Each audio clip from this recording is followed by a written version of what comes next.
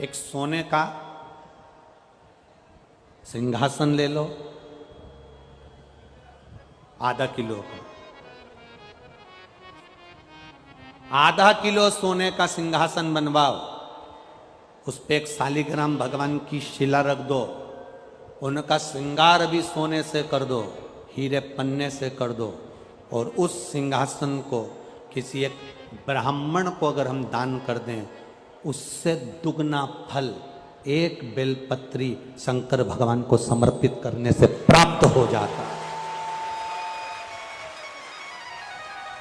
सोने के सिंहासन पर बिठाकर भी शालिग्राम शिला को हम किसी को दे रहे हैं, जितना पुण्य वो प्राप्त होगा उससे दुगना पुण्य एक बेलपत्र शंकर भगवान को मात्र समर्पित कर देने से उतना पुण्य हमारे खाते में पहुंच जाता है। एक बेलपत्र, एक बेलपत्र साधारण है क्या?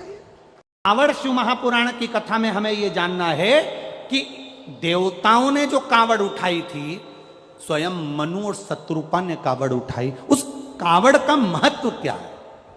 जो उसमें बांस बांधा जाता है, उस बांस का महत्व क्या है? उसमें 2 कलश लोटे बनते हैं, उसका महत्व क्या है?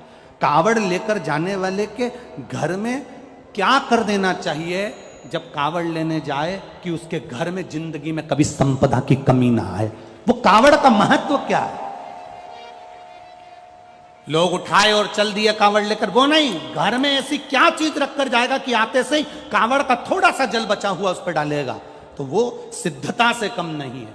तो 10 किलोमीटर, 25 किलोमीटर, 50 किलोमीटर, 100 किलोमीटर चलकर गया है, चढ़ाया जल, उस जल में से थोड़ा सा जल बचाकर जो तू लाया है, वो जल किस जगह पर डलना चाहिए जिससे हमारे घर में जिंदगी में कभी धन संपदा की कमी ना आए, वैभव की कमी ना आए? वो कावड़ का महत्व समझे तो लोग। बस उठाया, मम्मी कावड़ लेकर जा रहा हूं, पापा कावड़ लेकर जा रहा हूं, उन्होंने भेज दिया, जाओ, मना नहीं, पर उसमें से बचा हुआ जल, एक अंश, एक चम्मच भी जल लेकर आए हो, तो वो जल किस जगह पर चढ़ना चाहिए जिससे उस कावड़, तुम 100 कदम, 100 किलोमीटर, 50 किलोमीटर, 150 किलोमीटर, 200 किलोमीटर चल के जा रहे हो, वो क्या तुम्हारे पास में होना चाहिए? कोई कार्य अटक रहा है, तकलीफ आ रही है, दुख है, लक्ष्मी नहीं आ रही, परेशान हो, 108 बेलपत्र की, जो बेलपत्र होते हैं उसकी, इसको छेद तो करते नहीं है सुई से, बेलपत्र की डंडी को बांधते जाओ 108 बेलपत्र की माला बना लो, और माला बनाकर भगवान शंकर के गले में, शंकर के शिवलिंग को जो चढ़ा देता है, उसकी मनोकामना भगवान शंकर पूरी कर देते हैं। अट्टा एकादशी 108 बेलपत्र की माला बनाकर शंकर भगवान को समर्पित करी जाती है।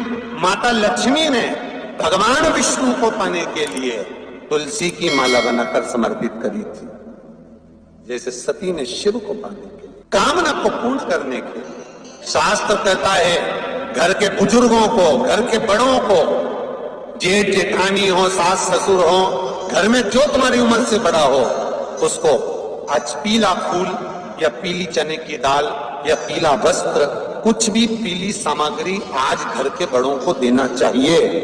क्यों देना चाहिए?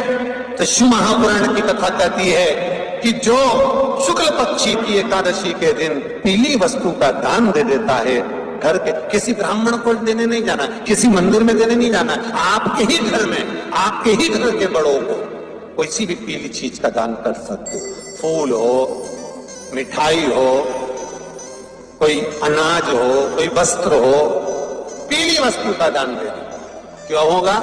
क्या होगा उससे?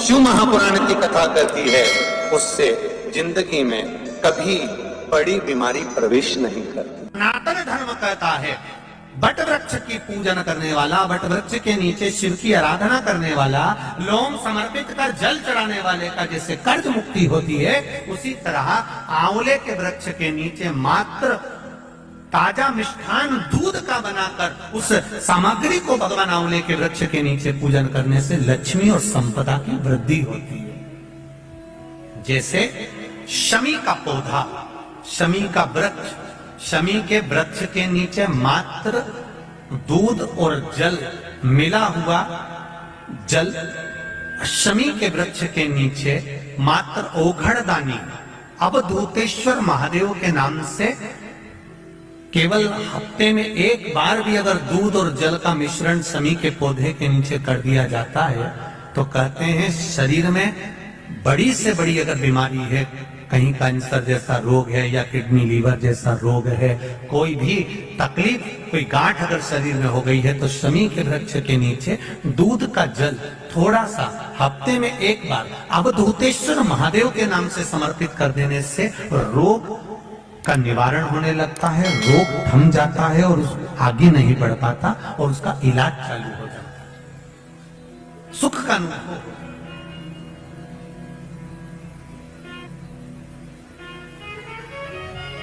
बस एक बात का स्मरण रहे, आप आंवले के वृक्ष के नीचे अगर कोई भोग लगाया गया है पा सकते हैं, पीपल के वृक्ष के नीचे कोई भोग लगाया है पा सकते हैं, बट वृक्ष के नीचे कोई भोग लगाया गया है पा सकते हैं। जिस वृक्ष के नीचे भोग लगाओगे पालोगे, पर शमी वृक्ष के नीचे का जो भोग लगाया गया है वो नहीं पाया जाता। शमी वृक्ष का जो प्रसाद है वो आपको वहीं छोड़ना पड़ता है। शमी वृक्ष का प्रसाद